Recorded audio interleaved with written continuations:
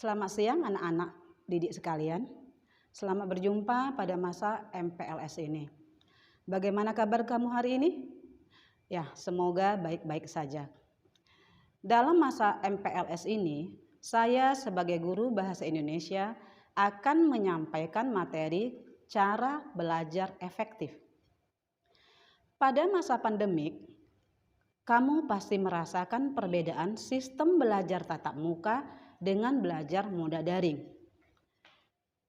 Selamat bergabung di SMA Swasta Insinyur Haji Juanda tahun ajaran 2021-2022. Tujuan kamu masuk ke sekolah ini tentunya untuk menimba ilmu sebagai bekalmu di kelak kemudian hari.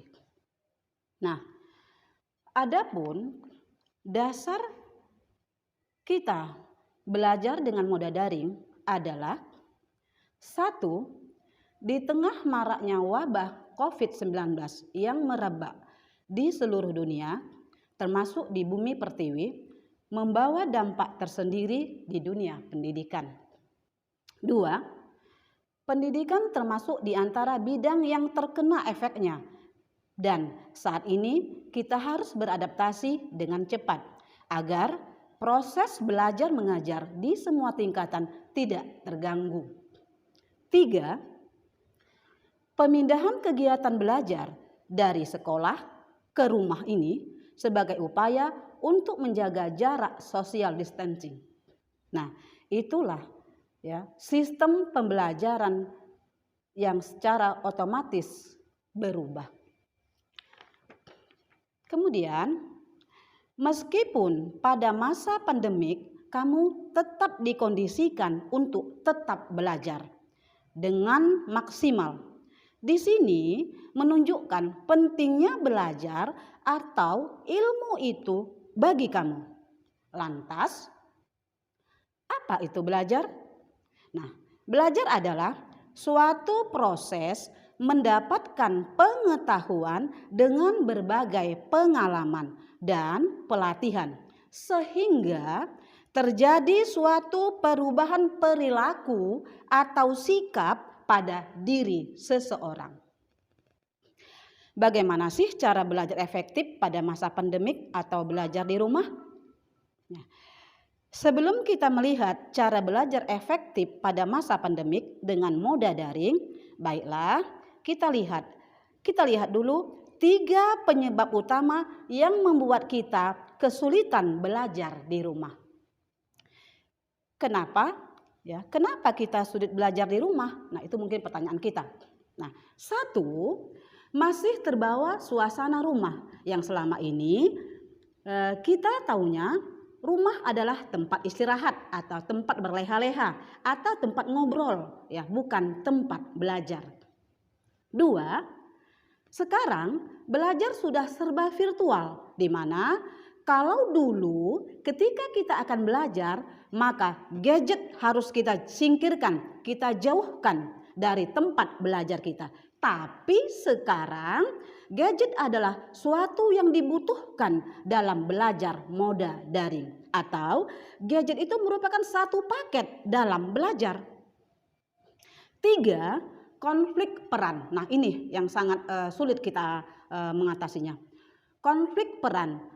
Konflik peran sebagai murid atau siswa yang harus menunaikan kewajibannya untuk belajar dan sebagai anggota keluarga menjadi anak, adik, atau kakak.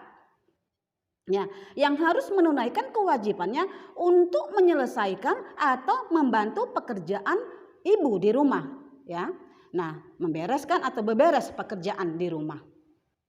Nah, inilah hal-hal baru yang kita temukan dalam belajar moda daring.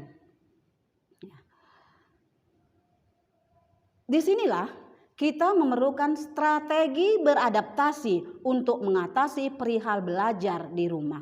Nah, kamu bisa mengikuti 7 tips atau cara belajar online atau di rumah. 1, buat tempat belajar sendiri. Ya, yang kita tahu selama ini rumah itu identik dengan tempat beristirahat.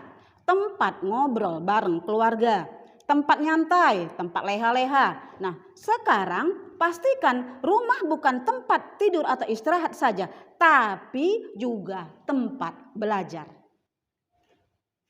Nah, aturlah tempat belajar itu dengan senyaman mungkin, ya. Nah, seperti ergonis atau nyaman untuk postur tubuh. Cukup cahaya, cukup oksigen, dan pastikan adanya paket datamu. Nah, semua itu diatur supaya tidak gampang ngantuk atau stres atau bosan kamu dalam belajar. Nah, kemudian yang kedua, buat rutinitas. Kapan buat waktu untuk belajar, istirahat, ngobrol bersama orang di rumah, dan lain-lain. Rutinitas ini penting sekali agar tubuh dan pikiran jangan terlalu letih untuk melakukan berbagai kegiatan tanpa merasakan yang namanya stres, ya. Dan rutinitas ini penting juga dikomunikasikan pada orang-orang di rumah supaya orang di rumah itu mengerti dengan jadwal kita sehari-hari, ya. Nah, bagaimana dan apa yang harus kita kerjakan pada waktu-waktu tersebut. Nah, dengan dikomunikasikan baik-baik pada keluarga, jadi kita bisa meminimalisir konflik peran yang terjadi itu, ya. Kita aturlah waktunya dengan terkontrol. Nah, dengan demikian kamu masih ada waktu ngobrol dengan kawan-kawan, nonton TV, dengar musik, dan sebagainya. 3.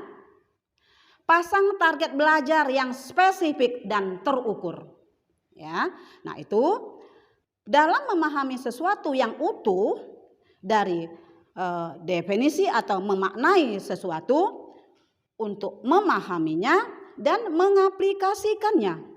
Jika belajar tidak ditargetkan secara spesifik, biasanya tidak dapat mengontrol waktu, sehingga waktu berlalu begitu saja tanpa disadari. Waktu ujian pun tiba, di mana persiapan ujian tidak ada, yang akhirnya kamu harus mengikuti remedial. Nah, dari sini sebaiknya buat target harian. Misalnya, hari ini kamu mau belajar apa? Harus menuntaskan materi yang mana dan mengerjakan tugas apa. 4. Maksimalkan kelas online untuk bertanya pada gurumu. Artinya, kamu sudah menandai bagian yang kurang dipahami yang akan kamu tanyakan melalui kelas online nantinya. 5. Active listening saat belajar online. Di sini kamu jangan cuma mendengarkan saja, tapi buatlah catatan-catatan kecil atau poin-poin penting yang akan ditanyakan nanti. Ya. 6.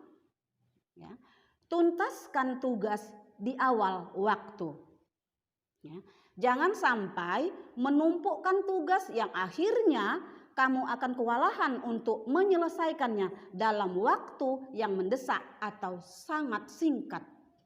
7. Terakhir, atur atau buat jadwal diskusi untuk membahas soal bersama grup belajarmu. Ya. Nah, tentu kamu bertanya, loh kan kita nggak bisa berkumpul. Nah, di sini ya, kamu sebelumnya sudah membentuk grup belajarmu secara online juga. Ya, nah itulah 7 tips belajar efektif pada masa pandemik yang dapat kamu ikuti. Nah, semoga kamu berhasil dalam belajar. Terima kasih.